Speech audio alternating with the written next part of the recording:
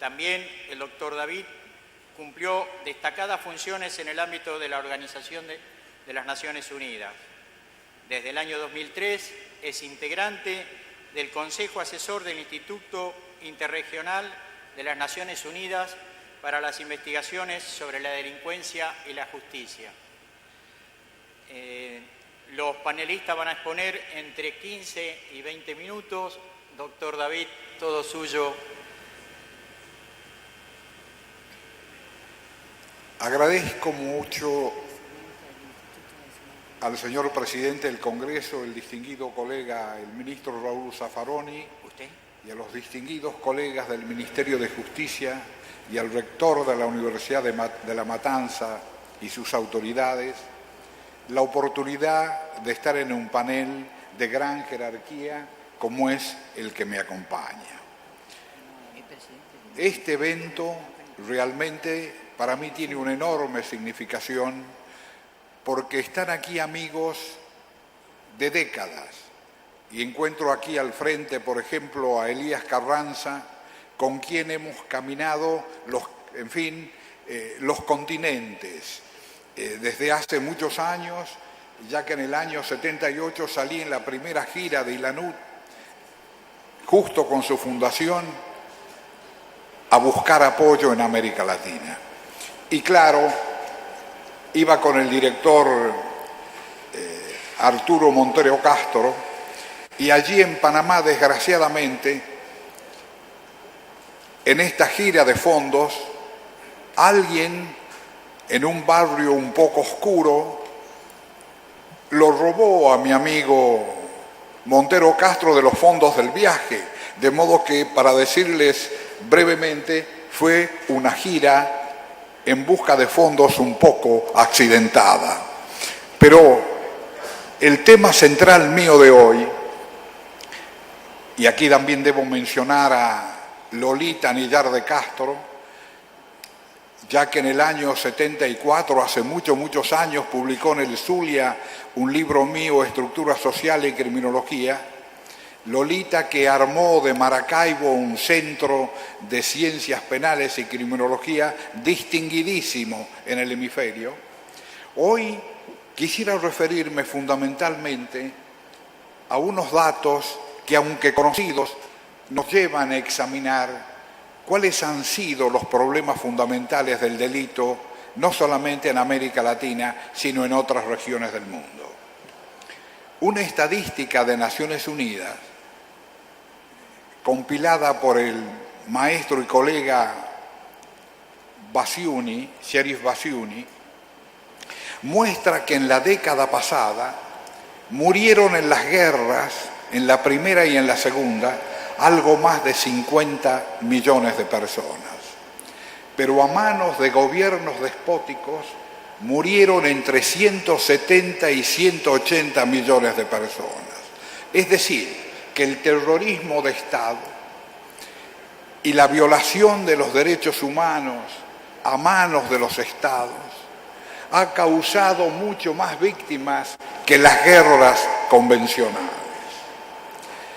Yo acabo de concluir mis funciones en el Tribunal Penal Internacional de la ex Yugoslavia, donde tuve que juzgar dos grandes casos.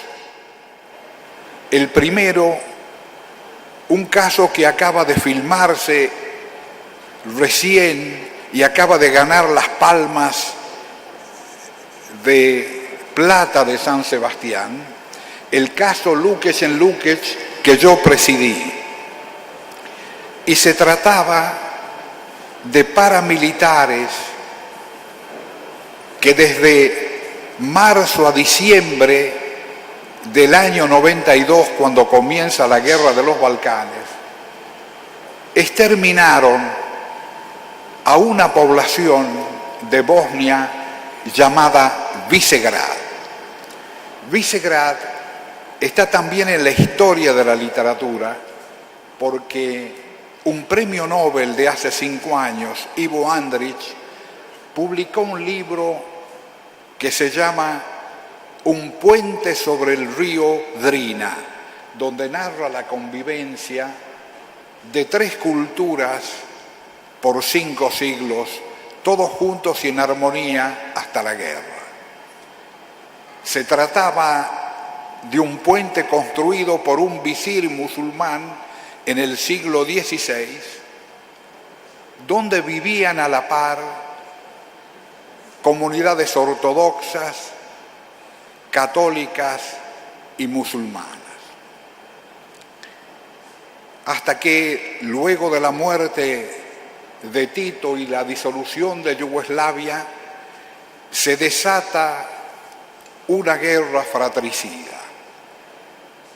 Y en esa guerra, en este pequeño pueblo, que tenía 8.000 personas, desde marzo a diciembre del año 92 quedaron solamente 50 personas.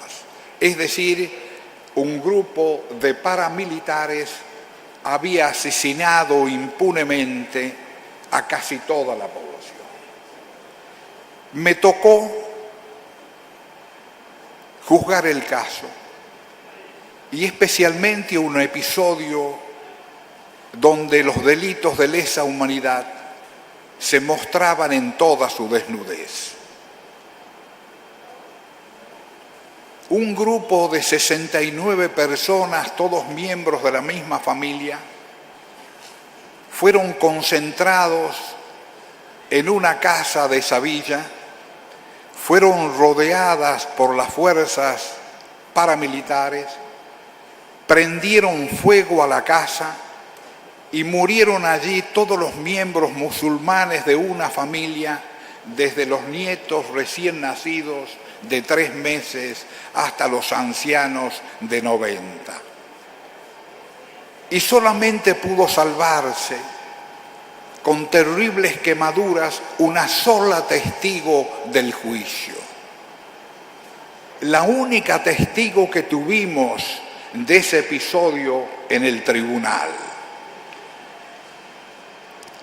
se llamaba Sera Turiasenin, que acaba de ser puesta en esta película que yo les acabo de hablar y que se llama Una historia para aquellos que no pueden contar más historias. Ese es el título de la obra y ha ganado las Palmas de Plata en Palma de Mallorca hace 40 días. Cuando Sera Turiasenin consigue salvarse de las llamas, va a los primeros soldados serbios que encuentra en el camino y les pide que la maten a balazos, porque ha perdido todo. Y cuando nos narra esto, no habla serbo-croata, habla francés.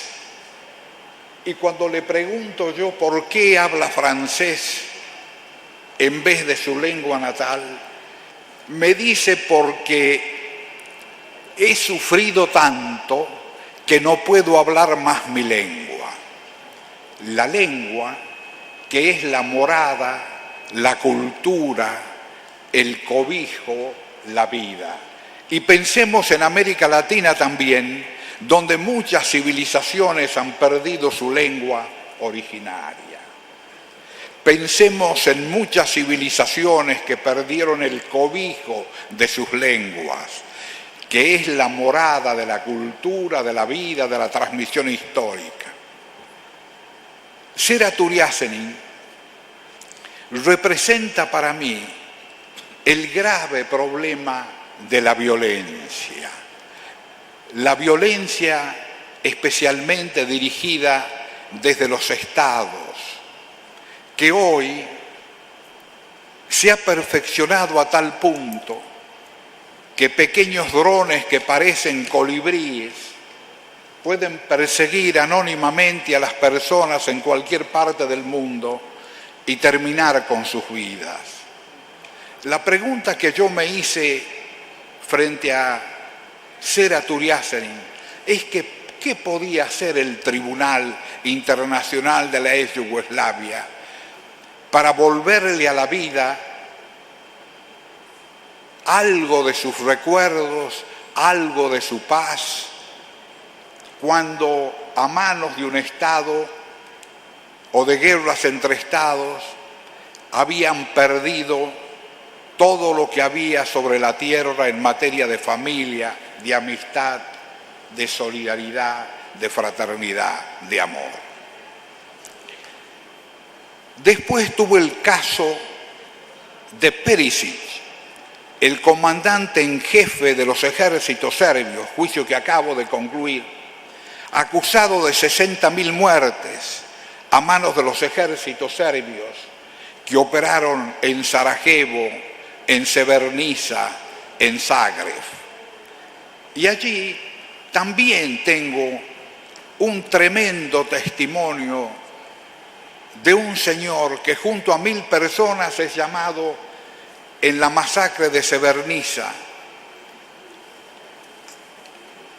a cuadrarse frente a una pared en las cercanías de Srebrenica, donde son asesinados por fuerzas militares 1.000 personas. Y cuando muere, la mayoría, él todavía queda vivo y lo abandonan porque él creía que estaba agonizando. Y cuando se despierta a la mañana ensangrentado, se encuentra con el cadáver de su hijo, que había efectivamente muerto. No les estoy contando esto en una tarde de la matanza para escandalizarlos, sino simplemente para decirles que ese señor, a quien yo condené, el señor Perisic, después de un largo juicio, fue sobreseído por la Cámara de Apelaciones del Tribunal Penal Internacional en una decisión que causó furor universal, porque el tribunal, en vez de aplicar el de alzada, en vez de aplicar el derecho constitucional internacional, el jus cogens, el derecho consuetudinario principal, aplicó un razonamiento judicial absolutamente inventado, sin precedente alguno.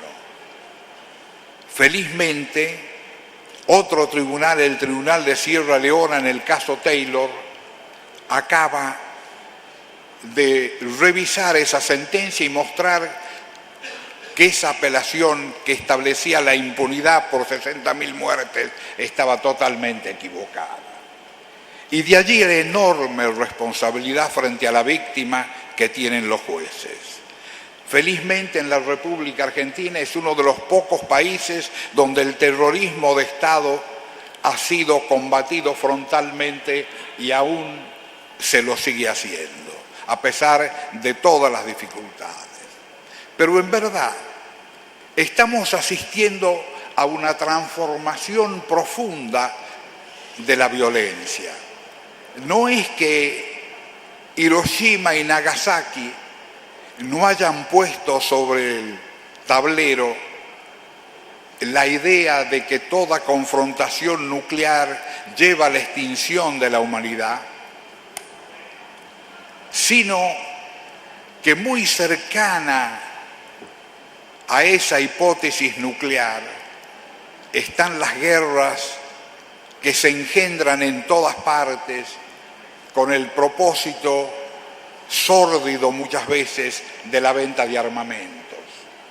Es decir, en un escenario donde por un lado Naciones Unidas ha recorrido el mundo como lo hemos hecho con Elías muchas veces para implantar los derechos humanos fundamentales en América Latina, los estados siguen estableciendo pautas de violencia inclementes o apoyando organizaciones delictivas de enorme poder que pueden combatir a los estados o constituyen un estado simbiótico. Yo he querido solamente, como prólogo a esta conferencia, traer el problema de las víctimas, porque Naciones Unidas bien pudo antes de que el Consejo de Seguridad creara el Tribunal Penal Internacional para la ex Yugoslavia, establecer mecanismos de prevención de la violencia y del genocidio, como lo hizo en otra de las repúblicas de la ex Yugoslavia. O sea, tenemos que tener frente a la violencia organismos adecuados de prevención, de forma tal que pueda ponerse coto a las enormes masacres que aún hoy se registran en todas partes del mundo. Yo recuerdo que vivía muy cerca de Ciudad Juárez cuando era decano en la Universidad de Nuevo México. Y Ciudad Juárez, en la década del 70 y comienzos del 80, era una ciudad de mariachis y paz y familias y tranquilidad. Hoy Ciudad Juárez, debido a la lucha entre los carteles, es una de las ciudades más violentas del mundo y donde hay la mayor cantidad de femicidios. Pero todo esto se sabía ya hacía 20 años. Y ni los Estados Unidos cooperaron, ni tampoco los países de la zona tenían los recursos para parar la enorme demanda que ocasiona la proximidad con los Estados Unidos. De tal suerte que me decía el doctor García Ramírez, un gran mexicano, gran amigo de muchos años, para terminar, que hoy el Estado mexicano, me lo decía escasamente hace unas horas, tiene zonas que no puede controlar frente a la violencia desatada por los carteles. Y con esta pregunta y con estas reflexiones dejo a los distinguidos panelistas que elaboren detalles mucho más allá de las generalizaciones que yo he hecho desde un panorama internacional sobre la violencia, sobre el rol de los tribunales y sobre el desamparo de las víctimas. Muchísimas gracias.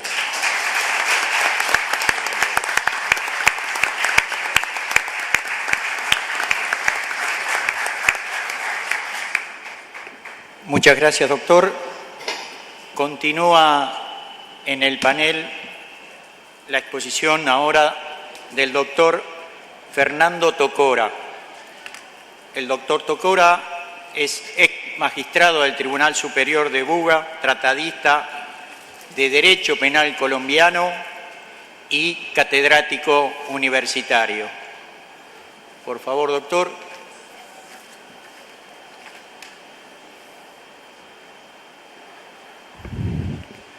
Gracias a la Universidad La Matanza, que nos ha albergado en esta excelente sede, al Ministerio de Justicia de este país, a las autoridades de la capital, Buenos Aires, y también a la Asociación Latinoamericana de Derecho Penal y Criminología, que nos permite esta excelente oportunidad para el encuentro de ideas.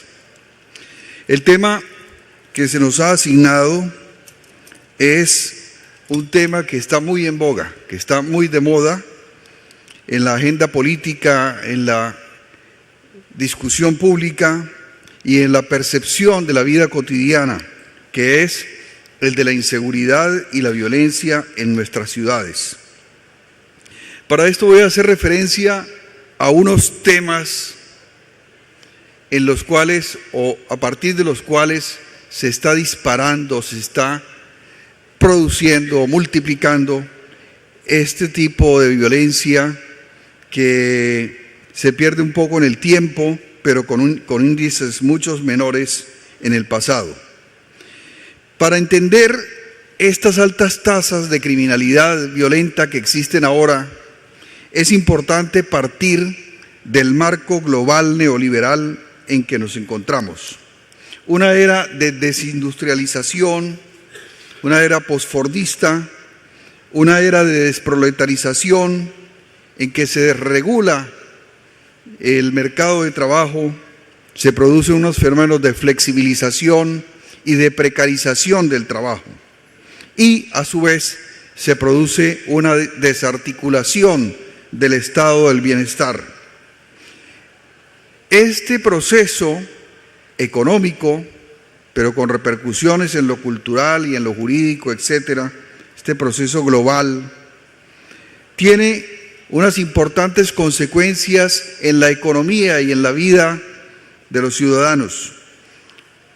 Gran parte de ese fenómeno de desproletarización está dando lugar a un aumento de la economía informal. Ha dado lugar también al aumento de las actividades de tráficos ilegales, que son criminalizadas por los estados. Ha dado lugar también a un aumento de la mendicidad. Todo esto nos da un panorama de injusticia social y de inseguridad, ya no solamente en nuestra movilización, en nuestros derechos convencionales, sino en general en los derechos subjetivos y en los derechos humanos. Hay un componente étnico en este tema que casi nunca se ha mencionado en los ensayos sobre él. Pero si uno se introduce a una cárcel latinoamericana o norteamericana, va a encontrar cómo hay unas razas que son seleccionadas para ser clientes de esas prisiones.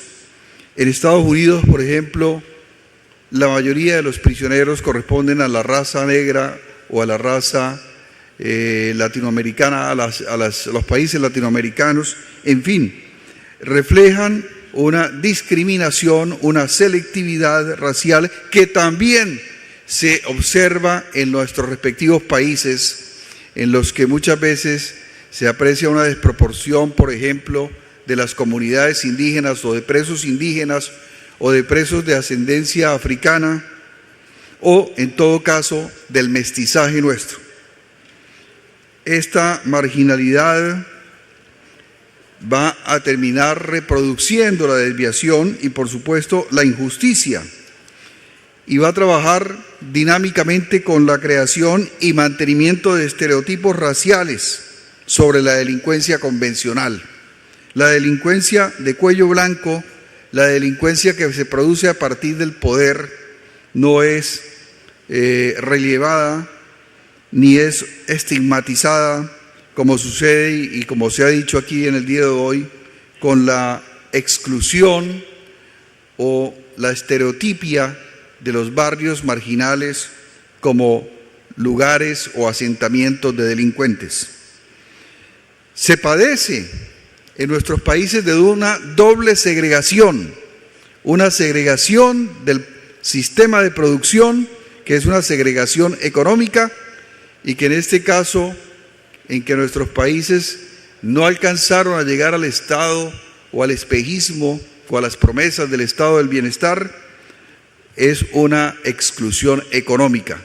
Pero también, y esto es lo que queremos agregar y enfatizar, se produce una exclusión racial.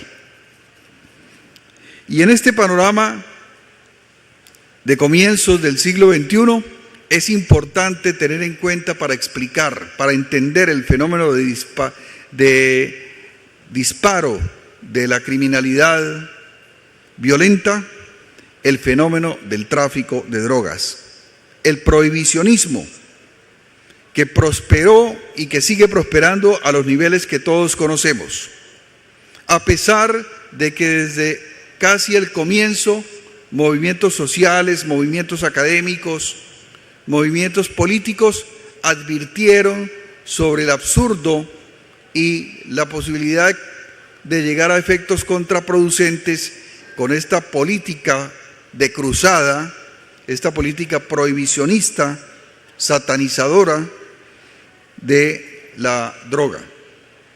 El crimen organizado hizo sus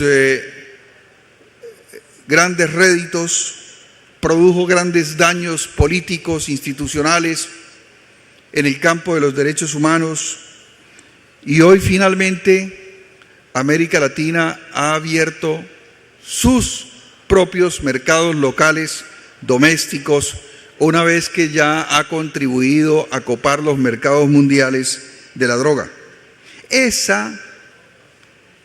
Ese mercado interno, esa irrigación de la droga en los mercados internos a través de campañas de impulsión en la venta del producto, a partir de escuelas, a partir de espacios públicos, a partir de parques,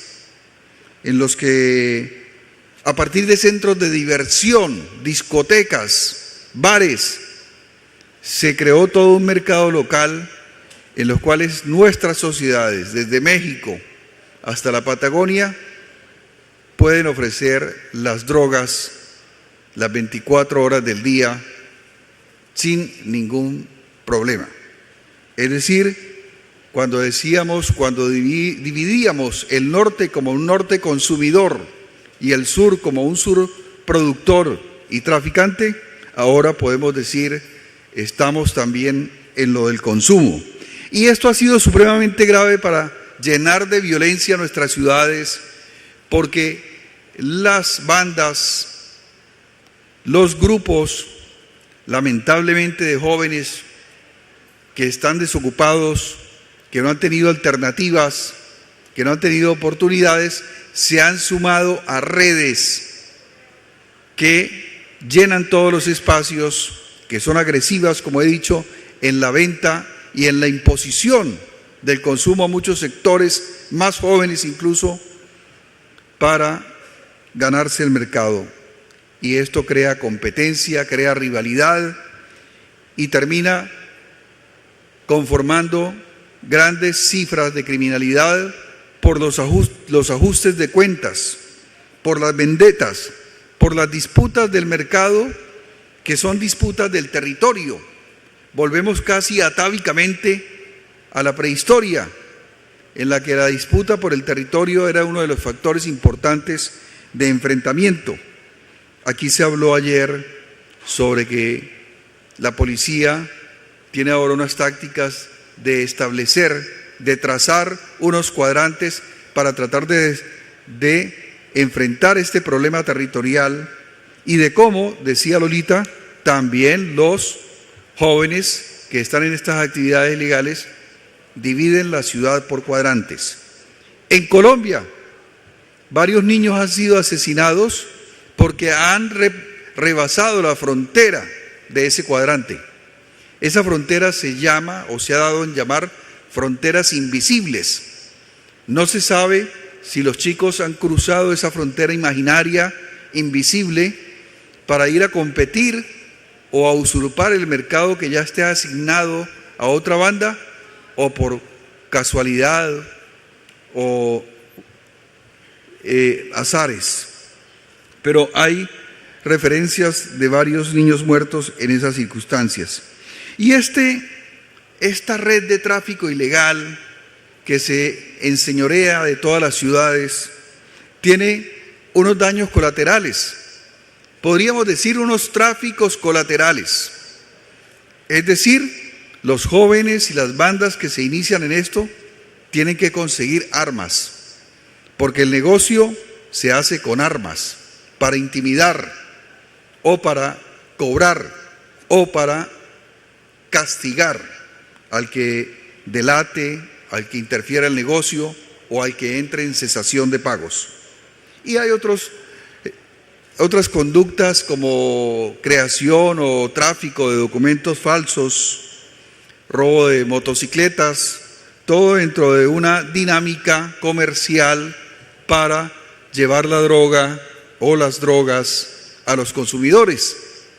Esa es en gran parte una de las razones por las cuales en Colombia se tienen las cifras altas de criminalidad. Pero esto no es solamente cosa de Colombia, esto es fenómeno que ha sido reconocido por los estudiosos y por los informes en Río de Janeiro, en Sao Paulo, en Ciudad de México y en muchas otras ciudades donde está sucediendo este fenómeno como algo imparable.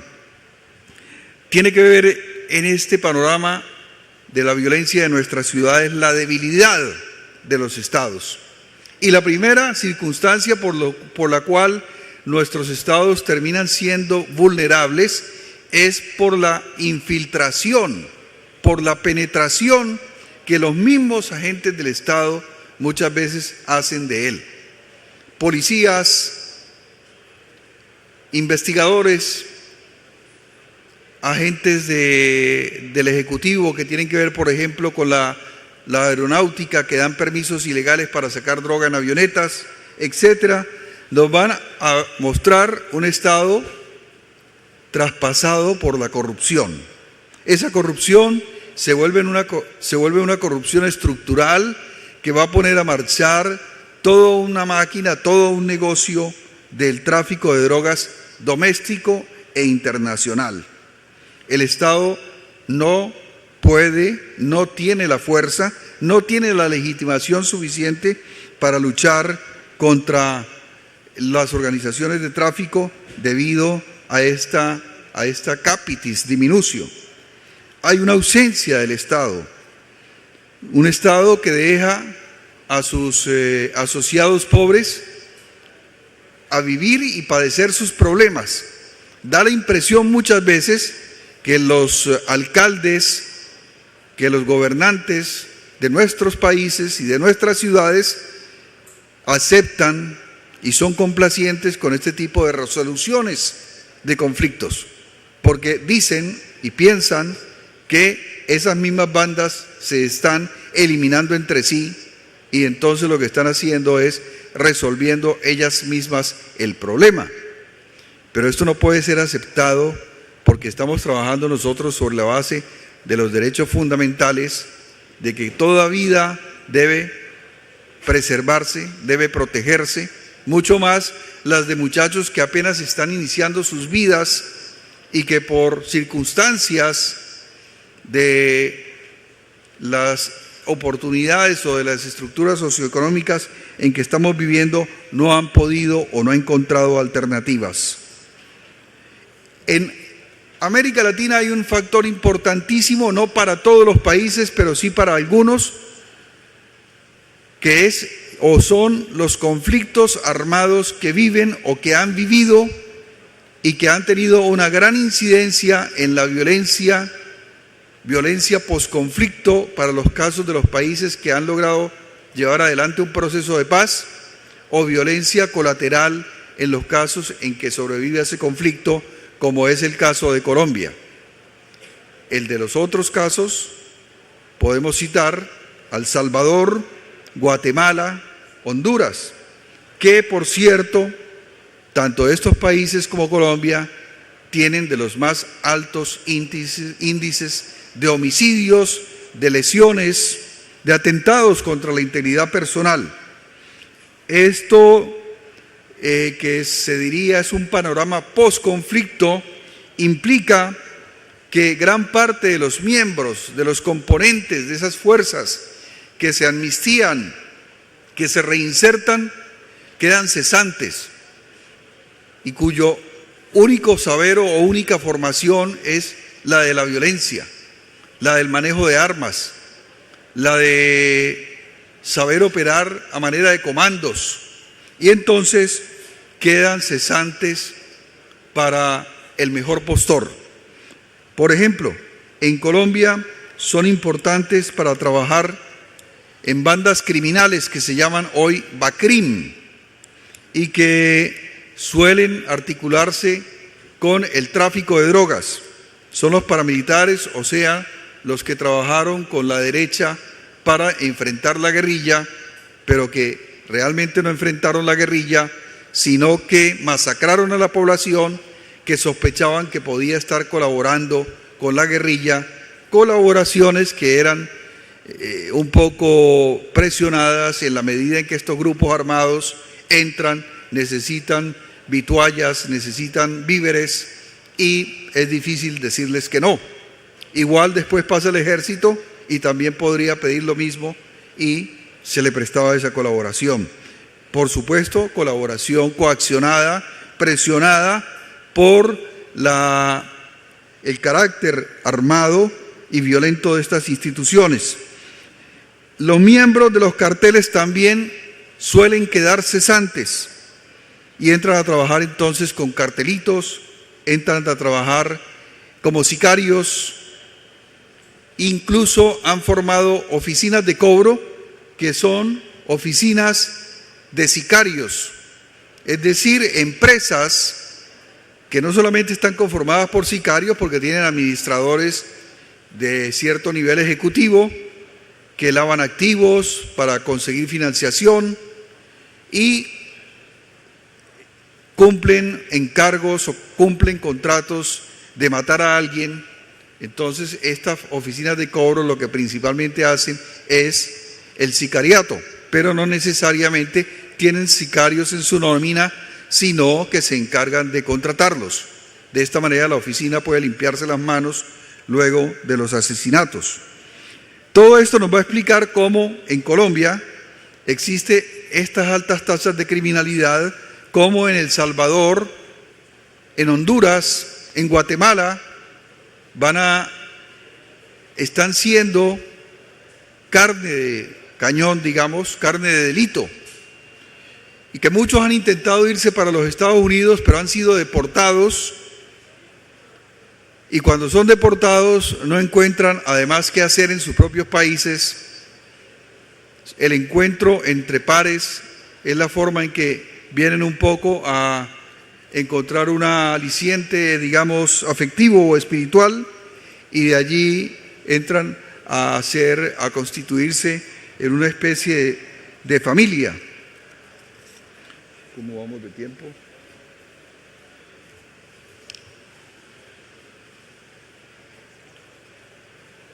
Si puede ir redondeando, doctor. Ya.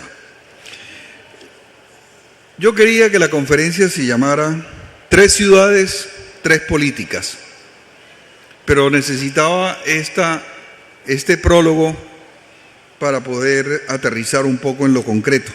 Quiero hablar de Medellín, de Cali y Bogotá.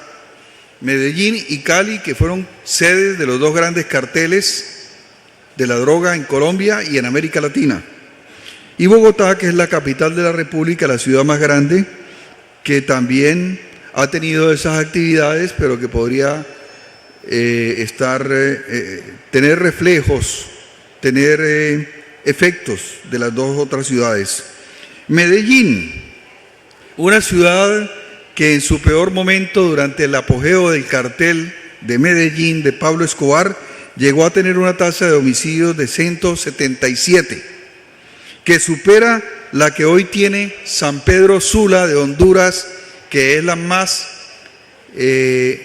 alta tasa, con 169.3. Pero hoy Medellín ha reducido su tasa 3 veces y nos muestra 51.8, con unas políticas de integración y participación que toman el problema de fondo.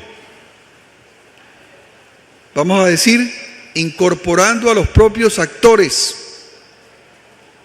para empoderarlos, para oír sus necesidades, para entregarles posibilidades de autogestión o de cogestión con la propia autoridad municipal.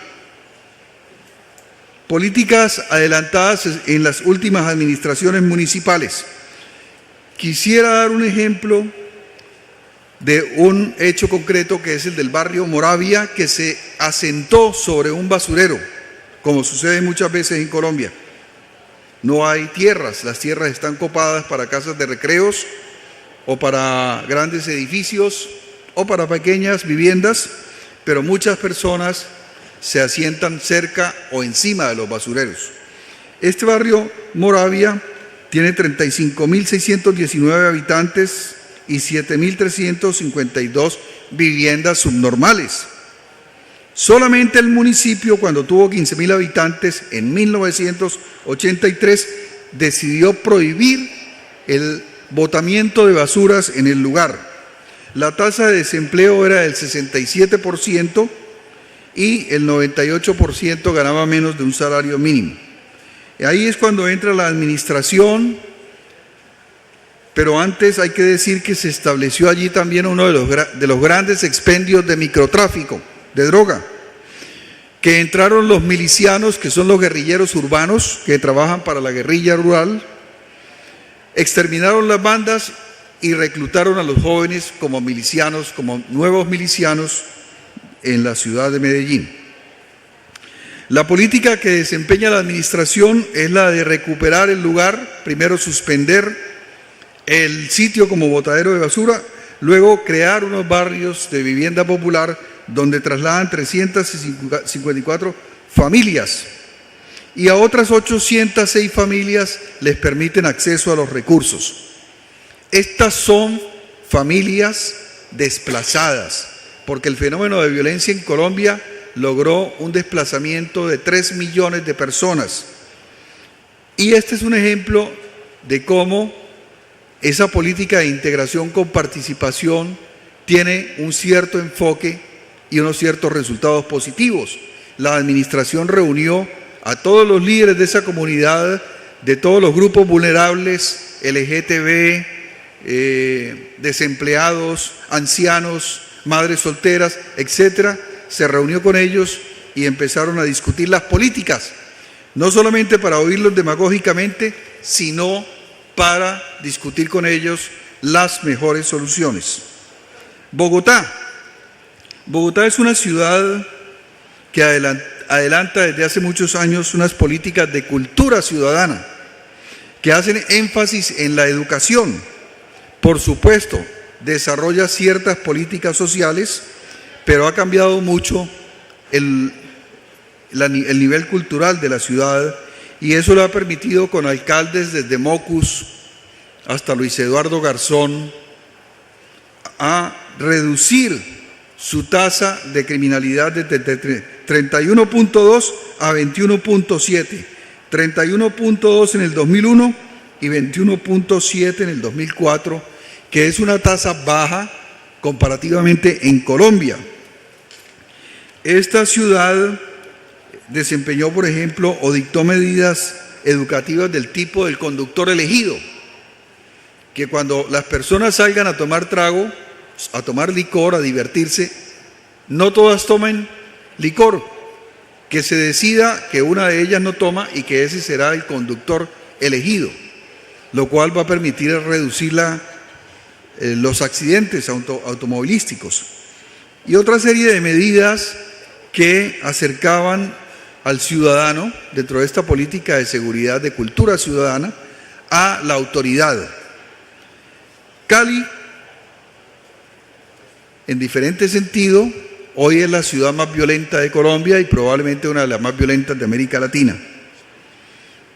En parte, herencia, legado del cartel de Cali, que para 1994, época en que estaba en su apogeo, llevó la cifra hasta 124 homicidios por cada 1.000 habitantes, por cada 100.000 habitantes, perdón.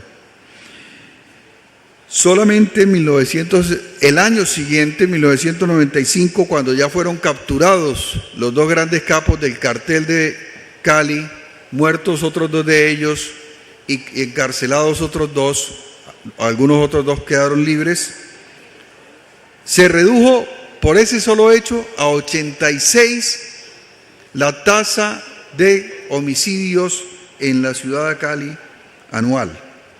Hoy la tasa había estado bajando hasta 70, pero en estos días ha vuelto a subir a 86, lo cual es una alta tasa de criminalidad. Y comentaba yo como anécdota que los periodistas, entrevistando al secretario de gobierno de la ciudad, le preguntaban que a qué se debía esa alza de la criminalidad y si estaba haciendo algo por la ciudad, por enfrentar el tema. Dijo, estamos iluminando los parques de la ciudad. No digo que no sea una buena medida, que la ciudad tenga una buena iluminación, que tenga unas zonas comunes y unos espacios verdes iluminados, ordenados, tranquilos, que sería una parte importante dentro de la teoría de las ventanas rotas, pero que no es la parte más importante de una política como la de la integración con participación, que puede abarcar esas medidas de ordenamiento y de amoblamiento urbano, pero que debe tener como medidas de fondo las políticas sociales que ayuden a ofrecer alternativas de ocupación, de remuneración y de empoderamiento de la comunidad, de participación, porque los muchachos no solamente resienten que no tengan, y los muchachos son los principales actores de esta inseguridad, no solamente resienten que no tengan los medios materiales, sino que resienten que no tengan reconocimiento, que no tengan aceptación, es más, que sean mirados con desconfianza, con recelo, con estigmatización, con autoritarismo, con acusación prácticamente. Por favor, doctor. De esta manera, nosotros queremos, y en la conferencia cuando salgan las memorias, está completa, dejar una idea de cuáles pueden ser las causas y cuáles también pueden ser las políticas que enfrenten mejor estos temas de inseguridad en las ciudades de nuestros países latinoamericanos. Gracias.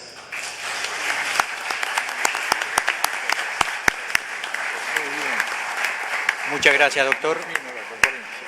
Continuando con la comisión, el delito y la violencia en América Latina, nos honra con la disertación del doctor Germán Aller. Es doctor en Derecho y Ciencias Sociales de la Universidad de la República de Montevideo, doctor en Derecho por la Universidad Nacional de Educación a Distancia de Madrid, profesor de Derecho Penal y Criminología de la Facultad de Derecho de la Universidad de la República, secretario del Instituto Uruguayo de Derecho Penal de la Facultad de Derecho de la Universidad de la República. Doctor, lo escuchamos. Muchas gracias. En primer término, me siento muy honrado de estar hoy frente a ustedes y con la venia de nuestro distinguido presidente, profesor Pedro David. Quiero, antes que nada, destacar el particular orgullo que me produce tener aquí a personas tan queridas y que tanto hemos aprendido, como el caso de Lola Anillar de Castro, Moisés Moreno, Elías Carranza y también, por supuesto, los colegas de este panel, donde con tanto precisión ha hablado el profesor David un rato atrás. Felicito a los organizadores por este magnífico evento. La Universidad de La Matanza está llevando una tarea realmente estupenda al colocar los estudios universitarios para las personas que tienen no solo necesidad, sino el claro anhelo de lograr un desarrollo científico y académico. Y por supuesto al profesor Zaffaroni por haber tenido la deferencia de pensar en uno, y me sumo al homenaje merecido de ese gran penalista y gran persona, criminólogo, etcétera, que fue don Alfonso Reyes Echandía. El tema sobre el que disertaré en los próximos minutos, y me acotaré lo más posible al tiempo para no afectar a los demás, es un tema que se puede enfocar desde diversas perspectivas. Yo he escogido algunos puntos a abordar, sabiendo que, entre otras cuestiones, lo estadístico es de valor relativo. Las estadísticas pueden ser ciertas parcialmente, pueden estar deformadas, puede haber problemas interpretativos, pero está claro, como ya se mencionó aquí, que en definitiva la verdadera criminalidad en su conglomerado no es abordada por el sistema penal, ni siquiera es conocida. Por tanto, muchas veces nos manejamos casi con una muestra que hasta es discutible que tan representativa sea de lo que de veras está aconteciendo. Hecha esa salvedad, está claro que el delito es una violencia contra una víctima y es la contrariedad al derecho de una democracia, por lo menos en tanto y cuanto la construcción del delito contenga ese disvalor tanto jurídico como cultural que refrende la validez, la legitimidad de ese tipo penal. La violencia ha sido inmanente a la condición humana y la sociedad es violenta.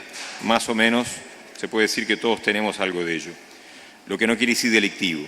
No ha habido épocas sin su presencia, pero sí etapas con diversa intensidad de ella. La barbarie, la conquista, la Inquisición, la guerra. la revolución, la dictadura, que han estado presentes en Latinoamérica, dejando sin duda una huella indeleble en su historia. El derecho se ha instaurado por la violencia, como la independencia, la república y la democracia en nuestros países, que en ocasiones se han preservado también mediante su empleo, aunque sea en forma esporádica. El derecho ha asumido que la violencia debe limitarse y por eso ha regulado su uso, justificándola acotadamente a través de institutos tales como la legítima defensa, el estado de necesidad y el cumplimiento de la ley. Sin embargo, el Estado en muchos sitios y situaciones emplea la crueldad de la pena y por supuesto también los procesos penales son sumamente violentos, así como en algunos países latinoamericanos sigue existiendo la prisión perpetua o su equivalente con montos de reclusión tan elevados que resulta prácticamente imposible librarse en vida. El derecho penal ha tipificado como delito la justicia por mano propia, las lesiones, el homicidio y muchos otros comportamientos que conllevan violencia física. Ha regulado el uso de armas, ha abordado el tema de la violencia de género, ha dotado de mayor pena al delito contra la propiedad que implique violencia física y en ocasiones con tal envergadura que conlleva una violación a la dosimetría de las penas.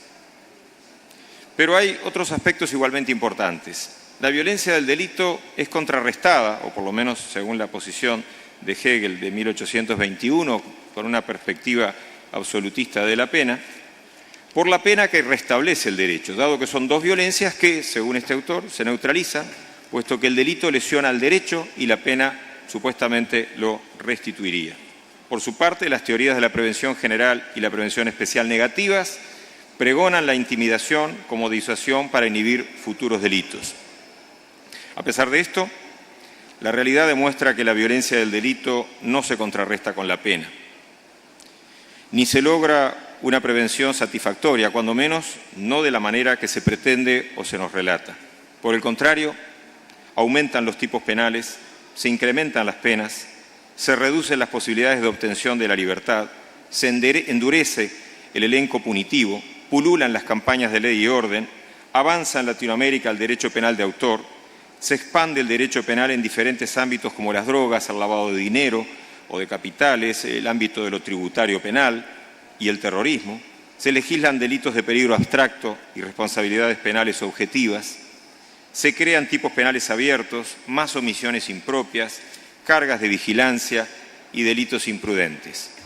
Pululan las escuchas telefónicas, la intercepción de comunicaciones de todo tipo, limitaciones a las libertades individuales y prosiguen las penas de larga duración, además de tratos crueles e inhumanos en las prisiones. Pero igualmente, con toda esta artillería, que es un enunciado relativo, puede haber bastante más, no se abate la violencia del delito aunque se esté en una etapa de anhelada defensa de derechos humanos. Esto parece paradójico, pero no lo es, por lo menos a mi modo de ver, pues es racional que la inapropiada violencia del Estado no reduzca la violencia del delito. Es más, lo real es que crecen los delitos y dentro de estos aquellos que se efectúan con mayor violencia. Nuestras sociedades, repitiendo viejos y que debieron ser superados modelos, presentan más violencia. Se percibe en la criminalidad, sin duda, como también en la vida cotidiana, manifestándose en la vía pública, en los hogares, el trabajo, la enseñanza, el Estado. Décadas atrás, Wolfgang y Ferracuti en 1967 habían denunciado la subcultura de la violencia, como en su momento lo hizo en 1984 Israel Drapkin-Senderey, con su criminología de la violencia. Hay sin duda una cultura del control, como algunos años atrás describiera David Garland en 2001, y debería, francamente, reflexionarse críticamente sobre ella y revertirse, o cuando menos sujetarse a la democracia. La percepción de la sociedad del riesgo ya no es solo una cuestión dogmático-penal y sociológica, sino de toda la ciudadanía, aunque se quiten los detalles técnicos, ¿no? Desde Beck, en 1986, cuando describió esa sociedad del riesgo, se divulgó una realidad incontrastable, dada por la percepción social del riesgo propio del obrar humano y su diferencia de los peligros provenientes de la naturaleza.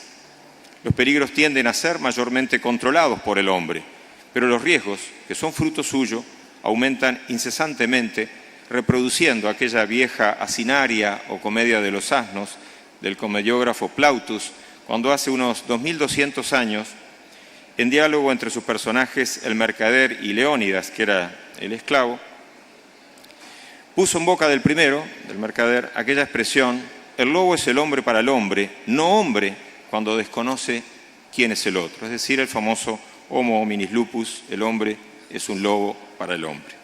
Francis Bacon, en su Novum Organum, expresaba en 1620, textualmente: a la justicia es debido que el hombre sea un Dios para el hombre y no un lobo. En 1642, Hobbes, en su Dies Irae, dedicado al conde Guillermo de Devonshire, decía textualmente: el hombre es un Dios para el hombre y el hombre es un lobo para el hombre. Lo dicho, que es muy viejo, lo dicho está tan vigente ahora como antes. Nada destruye más al hombre que el hombre. Y hay un derecho penal del riesgo, como ha expresado Pritvitz en 1993, que se manifiesta con el adelantamiento de la barrera punitiva y su incremento, pretendiendo anticiparse a los riesgos, convirtiendo así en delito los riesgos per se, con lo cual se difumina el rol del derecho penal y se lo aparta de su posible misión de limitar el poder punitivo del Estado, pues lo incrementa transformándose en la expresión oficial de la violencia, tanto mediante el brazo policial como el judicial penal y todo otro ejercicio vertical e injusto del poder. Es imperioso reducir la violencia del Estado, la social y la penal concretamente, apostando a una pacificación quizás parecida a la reclamada desde los 90, concretamente en 1991, por Kinney y Pepinski en aquel trabajo denominado The Way of Peace. Efectivamente, el aumento del delito se ve incrementado también por el aumento de la violencia en la conducta criminal y, en consecuencia, el Estado incrementa su respuesta en clave de mayor represión, que es violencia pura.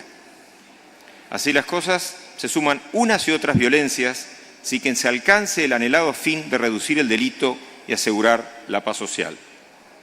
Tal como ha evidenciado Braithwaite en 1989, desde la Segunda Guerra Mundial el delito ha aumentado constantemente, algunas excepciones, en casi todo el mundo y claramente en nuestra cultura latinoamericana, con una creciente violencia. Aspectos culturales y valores esenciales de convivencia se hallan en crisis. Revertir este proceso llevará décadas e inmiscuirá no meramente a pasajeras políticas gubernamentales, sino de Estado. Este debe reducir la violencia que proviene de su seno y que no solo no abate la violencia del delito, sino que fomenta la violencia por el delito, es decir, la proveniente del aparato represivo penal, policial y de ciertos sectores sociales hegemónicos. Presenciamos la tendencia a la instauración de un sistema de ley y orden, en muchas partes ya vigente, de mano dura, máxima y prima ratio, poniendo al descubierto que continúa la pugna entre el liberalismo y el autoritarismo penal, pareciendo que ninguno de los problemas se resuelven, sino que cambian su aspecto, pero, a fin de cuentas, el ser humano continúa sometiendo a sus congéneres violentamente. Es frecuente hallar empresas privadas de seguridad que desvirtúan el rol de la policía y ponen en franca evidencia no solamente las carencias del cuerpo policial, sino también la regresión hacia una privatización del uso de la fuerza, por cierto, inadmisible en una república democrática.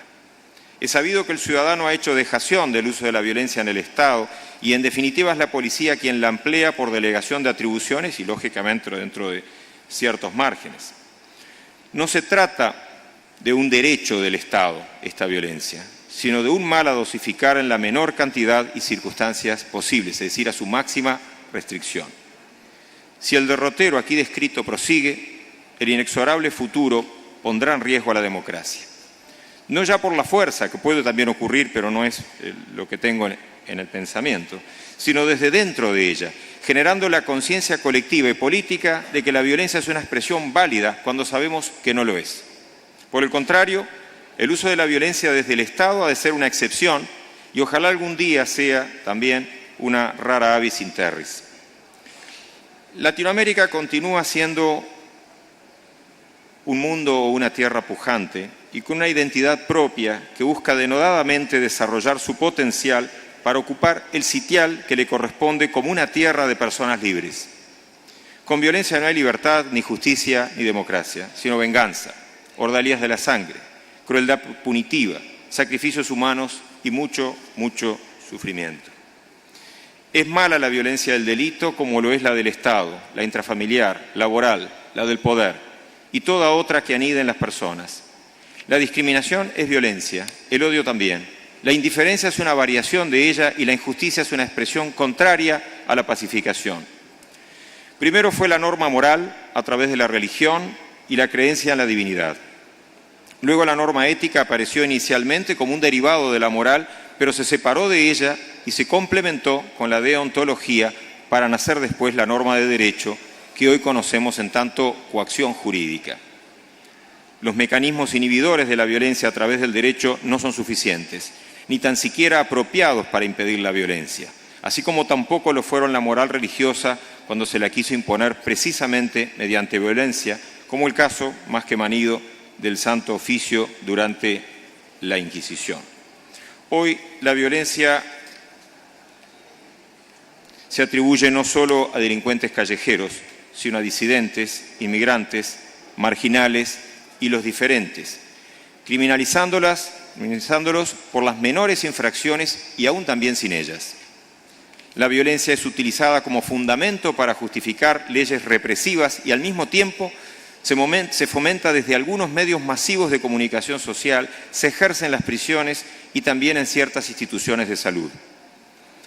Hablar de la violencia supone, además de considerar la acontecida en las calles, referirse a la dominación, al poder económico y punitivo del Estado.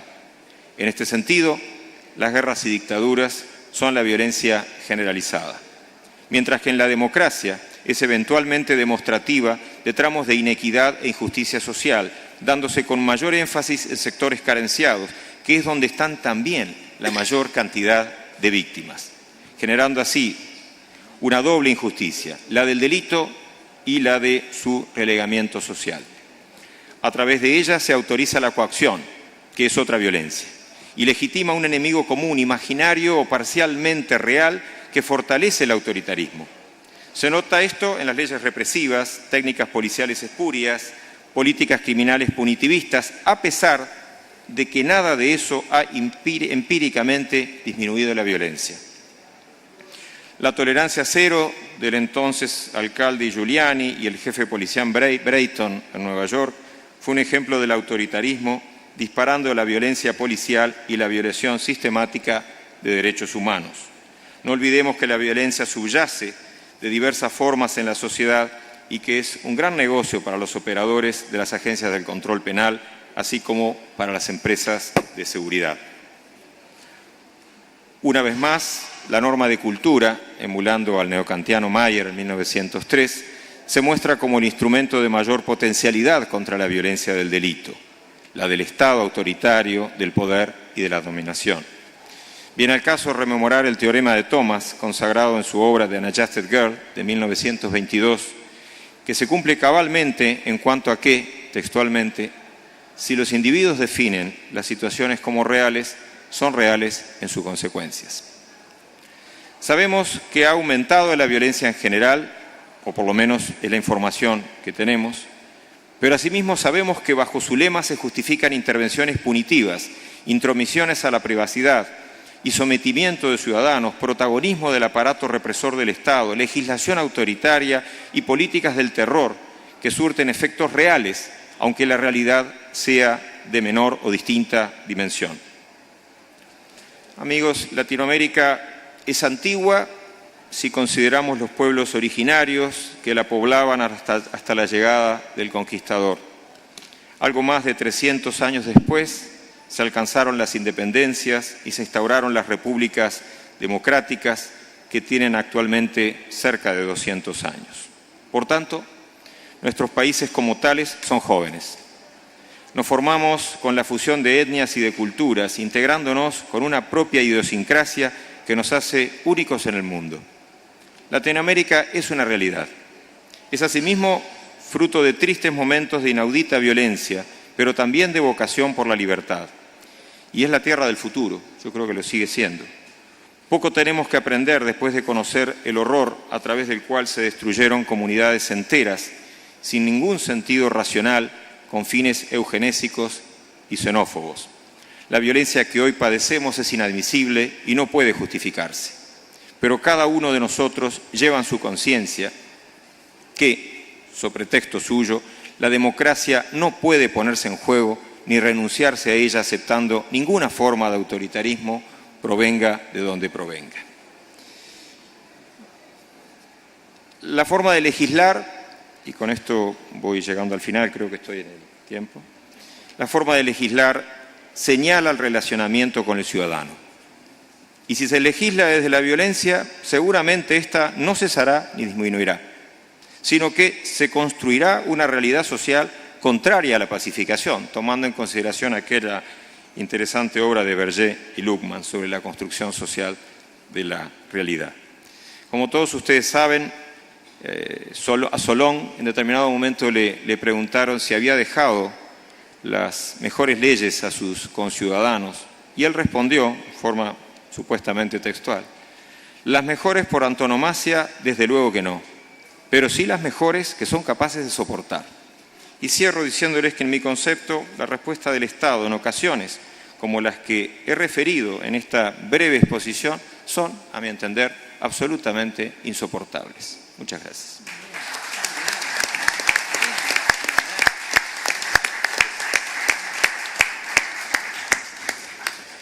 Muchas gracias, doctor. Continuamos con las exposiciones. Nos honra ahora con la presencia y disertación la doctora Rosa Mavila León, congresista de la República del Perú, directora académica y profesora de la Facultad de Derecho de la Universidad Nacional Mayor de San Marcos, titular de la Cátedra de Criminología de la misma universidad y expresidente del Instituto Nacional Penitenciario del Perú. Doctora, la escuchamos.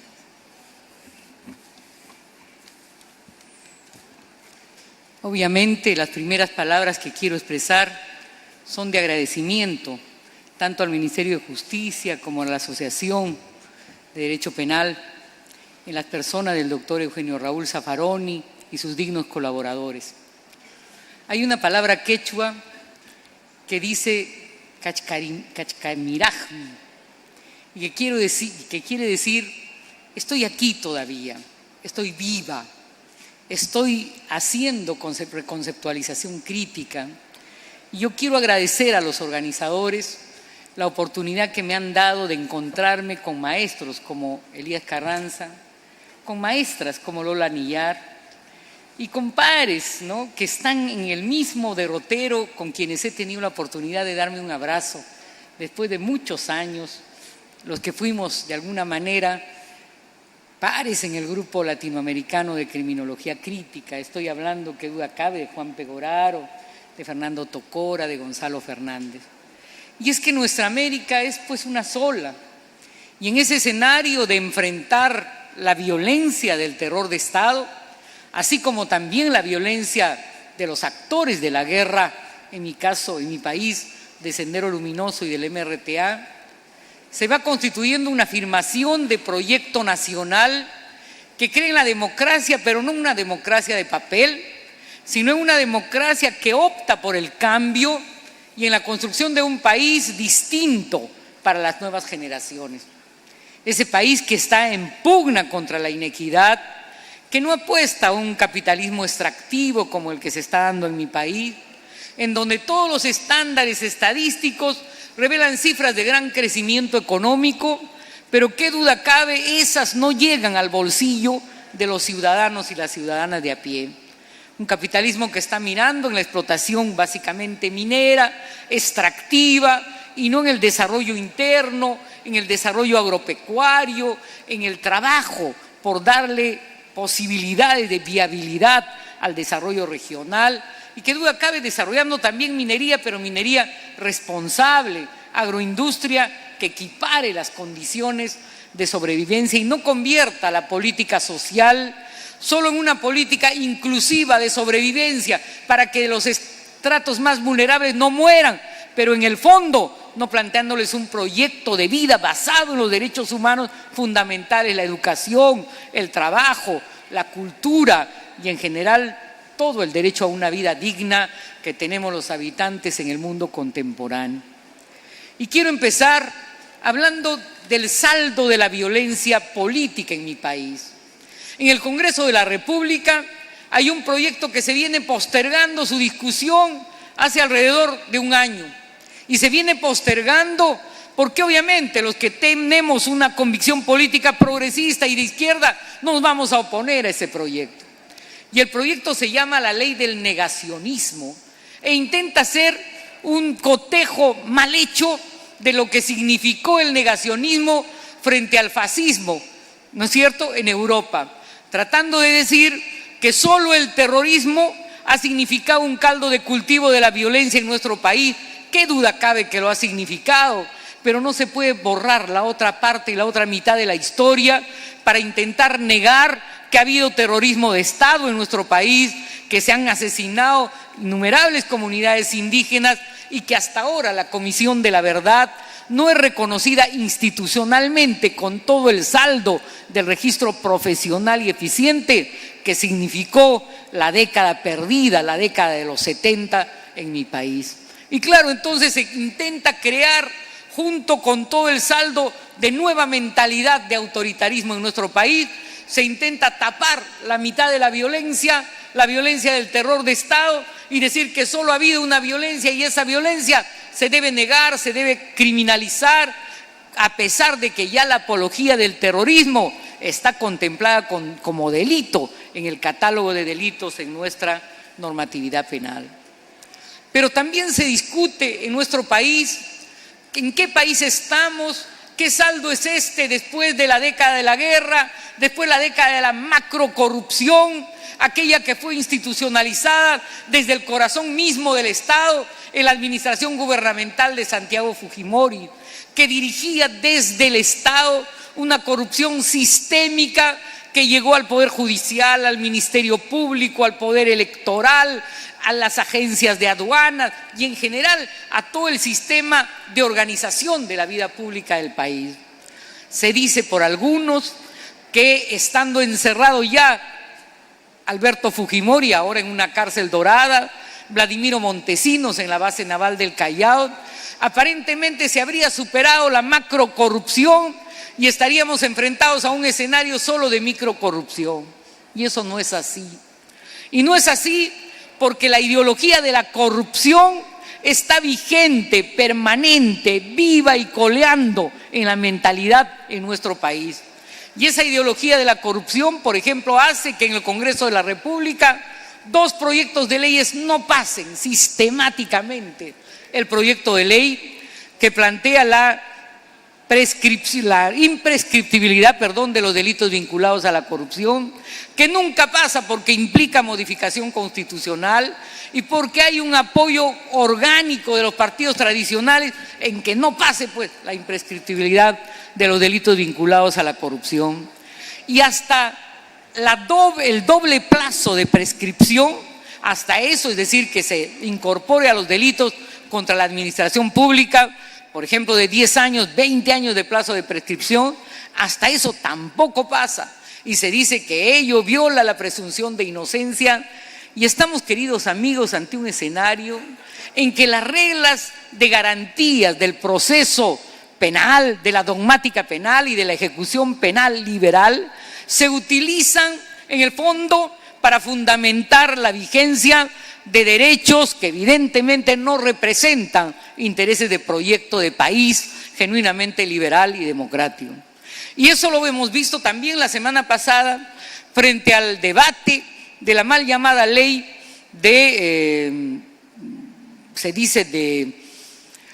la imposibilidad de que quien ha robado al país pueda volver a trabajar para el Estado.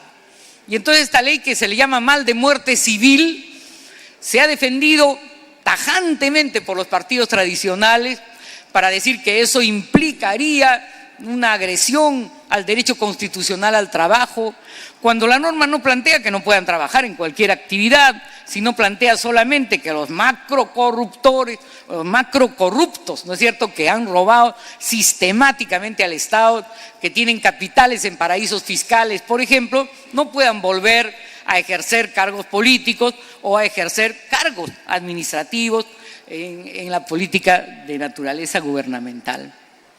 Quería empezar por ahí porque evidentemente hay un saldo histórico y una memoria histórica que rescatar a lo largo del desarrollo de nuestros países. Los países que nos teñimos de sangre con el violentismo terrorista, o los países que tuvimos corrupción sistémica desde el corazón mismo del Estado, estamos en una suerte de estadio, de tránsito a la organización de un orden democrático en el que, por supuesto, la criminología de la intolerancia, la ley de seguridad y de orden, el proyecto de democradura o de dicta blanda que está implícito en el populismo penal, están a la orden del día. ¿Y qué significa este estar a la orden del día? Cuando preparaba esta conferencia, quise decir pedagógicamente que dos fantasmas o dos supuestos paradigmas no solo recorren América Latina, sino creo recorren todo el planeta, como dice el doctor Zaffaroni. Uno es el paradigma de la seguridad ciudadana. El otro es el señalamiento teórico y dogmático de la necesidad de luchar contra la criminalidad organizada. Pero ¿qué se piensa en mi país, por ejemplo, de qué cosa debe ser la lucha contra la seguridad ciudadana?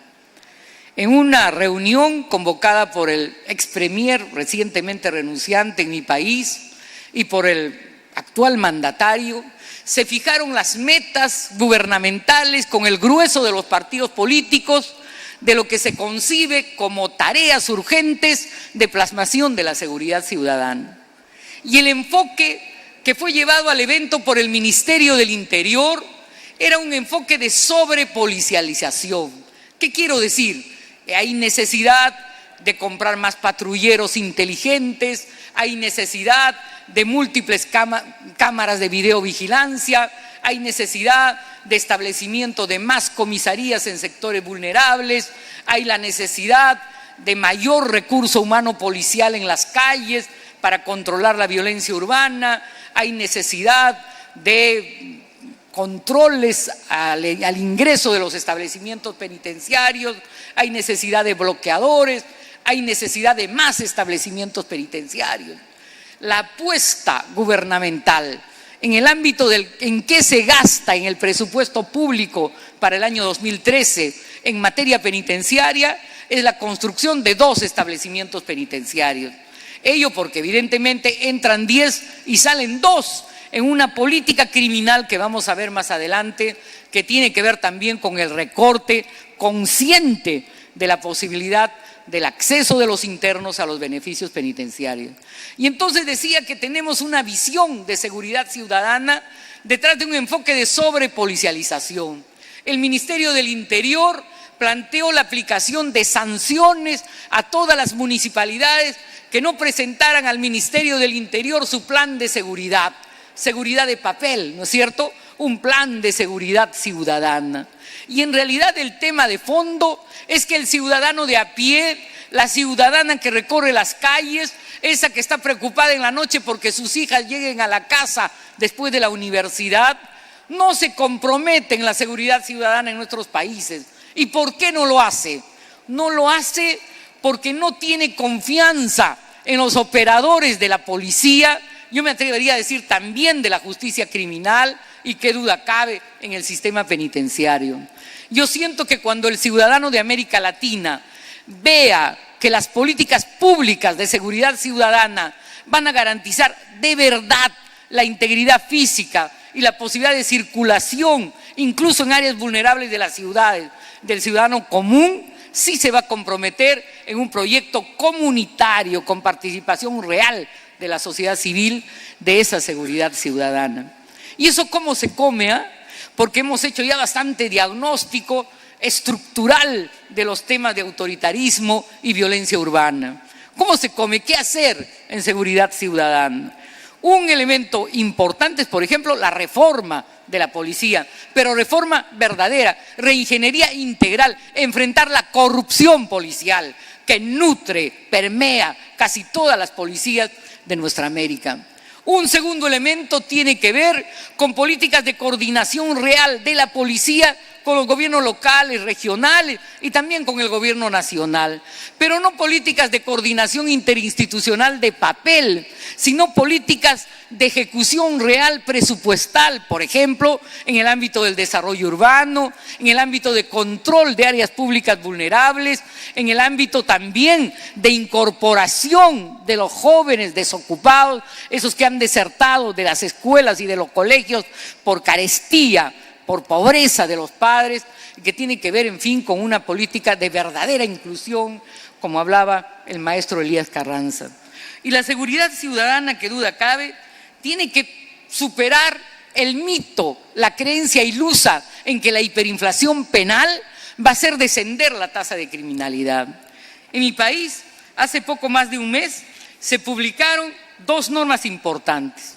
En primer lugar, una ley que modifica, miren qué ambiciosa, la norma modifica el Código Penal, el Código Procesal Penal, el Código de Ejecución Penal, el Código de los Niños y Adolescentes y crea registros y protocolos con la finalidad, dice, de combatir la inseguridad ciudadana.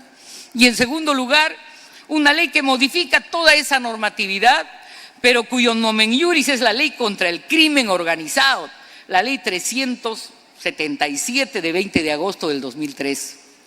Estas normas aglutinaron alrededor de 60 proyectos de ley presentados en la Comisión de Justicia del Congreso de la República, que fueron dictaminados en un solo dictamen del Congreso de la República. 60 proyectos de ley dictaminados en un solo dictamen.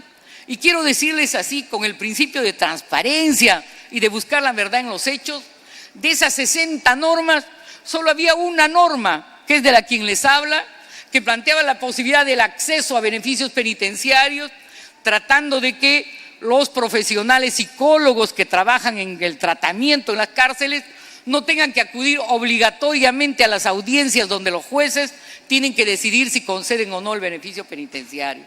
¿Qué característica tienen estos 59 proyectos aprobados en un solo dictamen? En primer lugar, la mayoría de los congresistas, ¿no es cierto?, sobre todo los de la derecha y del Fujimorato, tienen que tener el honor, pues, de haber presentado un proyecto que incrementa penas. No hay congresista que se respete que no haya hecho un tributo a la hiperinflación penal, ¿no es cierto?, que haya incrementado penas. En segundo lugar, un importante grupo de paquete legislativo orientado a la eliminación de beneficios penitenciarios.